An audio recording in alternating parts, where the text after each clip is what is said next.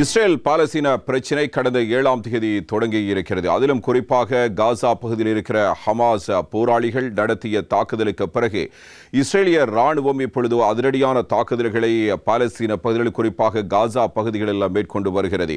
ஒட்டுமொத்தமாக காசாவை துடைத்தெறிய வேண்டும், அதே நேரத்தில் ஹமாஸ் பயங்கரவாதிகளை அழிக்க வேண்டும் என்ற ஒரே நோக்கத்தோடு இஸ்ரேல் தனது போர் பயணத்தை துவங்கி இருக்கிறது என்பது திட்ட தெளிவாக தெரிகிறது.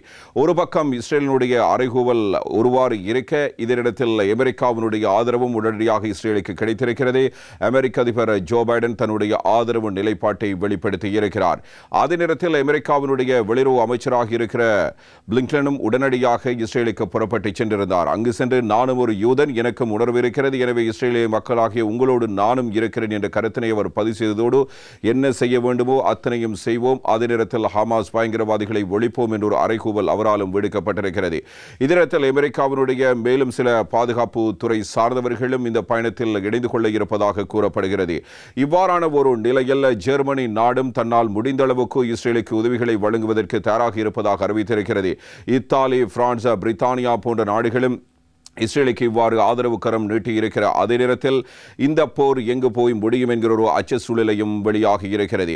இதனிடத்தில் ஒரு பக்கம் ஹமாஸ் போராளிகள் அவர்களுடைய காசா பகுதியில் தாக்குதல் மேற்கொள்ள, அதே நேரத்தில் இஸ்ரேலுக்குள் ஊடுருவி தாக்குதல் மேற்கொள்கின்ற அதே நேரத்தில் லெபனானில் இருக்கின்ற ஹெஸ்புல்லா போராளிகளும் தங்களால் முடிந்தளவுக்கு ராக்கெட் வீச்சு தாக்குதலை நடத்துவதாக கூறியிருக்கிறார்கள். எந்த நேரத்தில் வேண்டுமானாலும் நாங்களும் இந்த போராட்டத்தில் இணைந்து கொள்ள தயாராகவே இருக்கிறோம் என்பது அவர்களுடைய கருத்தாக அமைகிறது. ஹெஸ்புல்லாவை பொறுத்த வரையில் ஈரானுக்கு மிக நெருக்கமாக செயற்படுகிற ஒரு அமைப்பாக பார்க்கப்படுகிறது. இஸ்ரேல் எப்படி ஒட்டுமொத்த மத்திய கிழக்கினுடைய ஒரு பிரதான மையமாகவும், அதில் மத்திய கிழக்கு நாடுகளை ஆட்டிப்படைக்கின்ற ஒரு சக்தியாக மேற்கத்திய நாடுகளால் பயன்படுத்தப்படுகிறதோ, அதே போன்று ஈரானுக்கு எதிராக இஸ்ரேலை எவ்வாறு பயன்படுத்த முடியும் என்பது தொடர்பில் அமெரிக்கா கனவு கண்டு வருகிறதோ, இவ்வாறு நிலையில் தனக்கான ஒரு பாதுகாப்பு கவசமாக ஹெஸ்புல்லாவை ஈரான் பயன்படுத்தி வருகிறது என்பதே அண்மை காலமாக நாம் தெரிந்த விடயம். இவ்வாறான ஒரு நிலையில் இஸ்ரேலுக்கு எதிரான நிலைப்பாட்டில் சிரியா இருக்கிறது, ஜோர்தான் இரண்டு பக்கமும் இல்லாத ஒரு நிலைமையில் இருந்து கொண்டிருக்கிறது. கத்தார் நேரடியாகவே ஹமாஸுக்கு ஆதரவு தெரிவிக்கின்ற ஒரு நிலைமை காணப்படுகிறது. நிதியுதவிகளை வழங்குவதற்கு தயாராக இருக்கிறது. சவுதி அரேபியா அப்பாவி மக்கள் மீதான தாக்குதல் கண்டிக்கத்தக்கது என்று மாத்திரம் கூறியிருக்கிறது. இவ்வாறு பல்வேறுபட்ட நிலைப்பாடுகள். இதனையும் தாண்டி இப்பொழுது அமெரிக்காவினுடைய போர்க்கப்பல் காசா பகுதியை நோக்கி விரைந்திருக்கிற அதே நேரத்தில் துருக்கியும் தானும் ஒரு போர்க்கப்பலை அனுப்பப் போவதாக அறிவித்திருக்கிறது. அது எந்த நேரத்தில் வந்து சேரும் என்பது தெரியாது.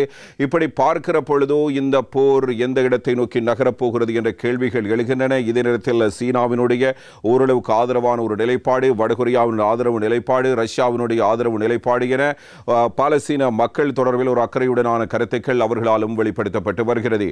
ஒட்டுமொத்தமாக பார்க்க போகும் இடத்தை இஸ்ரேல் தன்னால் முடிந்த அளவுக்கு அத்தனை இராணுவ வளங்களையும் பயன்படுத்தி ஹமாஸ் போராளிகளை ஒழிப்பதாக கூறிக்கொண்டு இப்பொழுது காசா மக்களை, அப்பாவி மக்களை குறிவைத்து குண்டுவீச்சு தாக்குதல்களை நடத்தி கொண்டிருக்கிறது. இது ஒரு பாரதூரமான விடயமாக ஐக்கிய நாடுகள் சபையாலும் பார்க்கப்படுகிறது.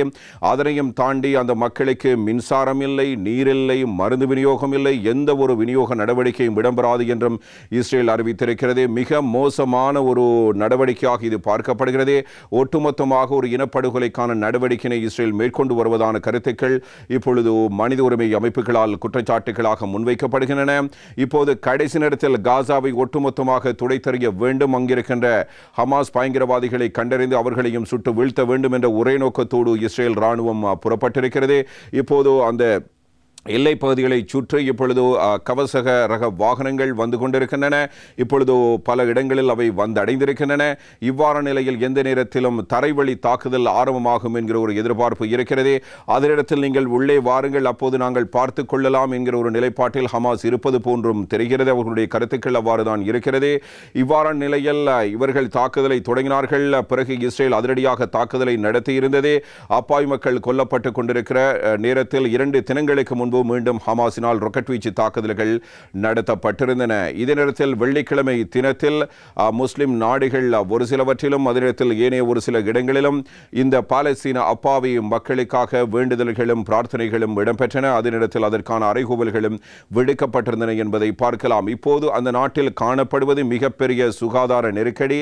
அதிலும் குறிப்பாக அங்கு இருக்கிற ஒவ்வொரு இடங்களிலும் பிஞ்சு குழந்தைகள் பாதிக்கப்பட்டிருக்கிறார்கள். சிறுவர்கள் குண்டுவீச்சு தாக்குதலுக்கு இலக்காகி இருக்கிறார்கள். அவர்களுக்கு மருத்துவம் பார்க்க முடியாது.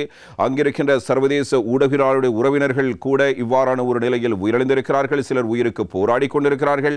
இப்படியான ஒரு துருப்பாக்கியகரமான ஒரு சூழ்நிலை, சுகாதாரத்துறை சார்ந்து காணப்படுகிற நெருக்கடிகள், அதனத்தில் அவர்களுக்கு மருத்துவ சிகிச்சைகளை வழங்க முடியாத நிலைமைக்கு சுகாதாரத்துறையினர் தள்ளப்பட்டிருக்கிற நேரத்தில் ஐக்கிய நாடுகள் சபையினுடைய சுகாதார அமைப்பு கூறியிருக்கிறது. இப்படியான ஒரு நிலையில் எவ்வாறு மனிதாபிமான நடவடிக்கைகளை மேற்கொள்வது என்பது அவர்களுக்கு இருக்கிற கேள்வி. இதே சந்தர்ப்பத்தில் 11 லட்சம் மக்கள் காசாவில் இருக்கிறார்கள். எனவே இந்த 11 லட்சம் மக்களையும் 24 மணி நேரத்துக்குள் வெளியேற வேண்டும் என்று இஸ்ரேல் வேண்டுகோள் விடுத்திருக்கிறது.